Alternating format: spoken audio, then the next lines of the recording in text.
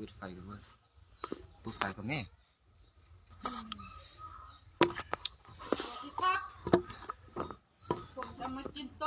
สวัสดีครับทักทายสบายดี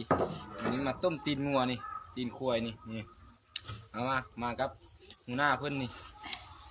อย่างน้ำหม้อก็ยังพี่น้องเลยยับอันแม่มันเป็นหุ้งเนี่ยเอามากินกันพี่น้องนี่จิบข้าวเหรออ๋อนี่จิบข้าวฮะมาพี่น้องกินกันเด้อห้องเทเอาขึ้นข้าวกล้องสีได้เลยนะนี่กล้องเดียวได้หอมสองกุ่มมานี่เฮ้ยลุยห้องเทฮะจ้ำจุกคนเดียวกูจะข้าวกล้องบ่เนี่ยตัวกระวานมันดูแซ่บแล้วไหมมาว้าวแซ่บๆจับเลยนี่พูดแล้วพูดเอาส่วนพวกอุดมาเลย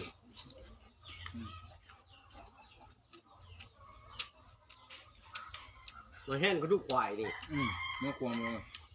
เห็นโบแห้งอยู่นี่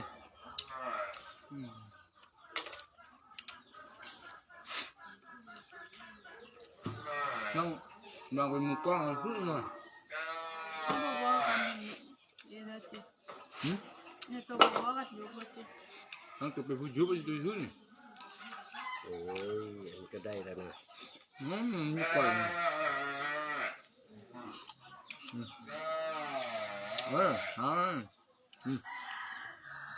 เฮาเลยไอ้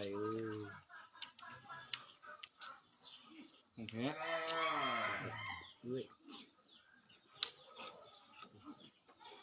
เอาหน้าเป็นข้าวกล้องนำเลย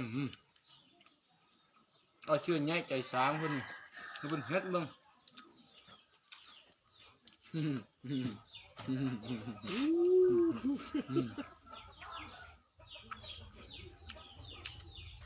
ไม่ได้ก็เออตัวบึ้งกันเลยได้ละเงินเอา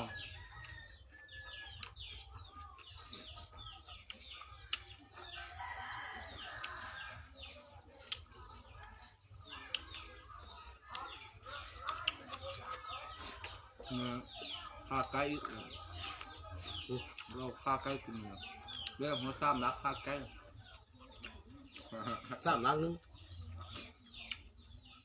ต้องข้าไก่รถอยู่หน่อยนิดหน่อยกับเราแข็งคุย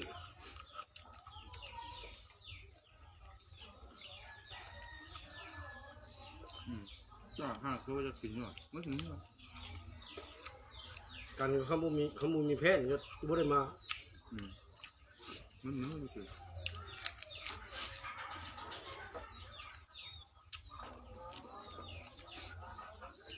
พังงาจุดตรงนี้พังงาตรงนี้เมื่อไรมันป้าคุณกลับไปเอาให้เนาะจะบ่าวบอกกับพังงาไปมันพ่อหนูมันร้ายนะร้ายเด้อแค่ลูกบนเลยเหื่อเราให้มึงเนื้อจะไปเอาแกงหน่อไม้เนี่ยข้าไก่เลยต้มซึ่งเนาะเนี่ยที่เนี้ยไม่จะกินหมดอันนั้นก็บอกจะตัวไปกินเนาะ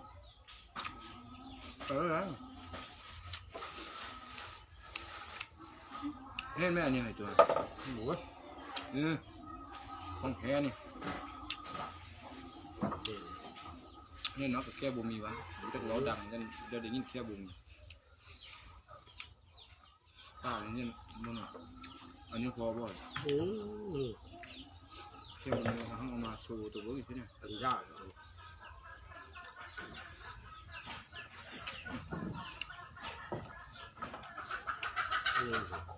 นะวะเฮ้ยยาวขาวด้วยเฮ้ยสบายเฮ้ยบางมาจ้ำของเราก็ได้เฮ้ยบางมาจ้ำของเราเฮ้ยบางมาจ้ำก็แล้วไปแล้วจะมาจะกันจักเศร้าได้กันหัวป่า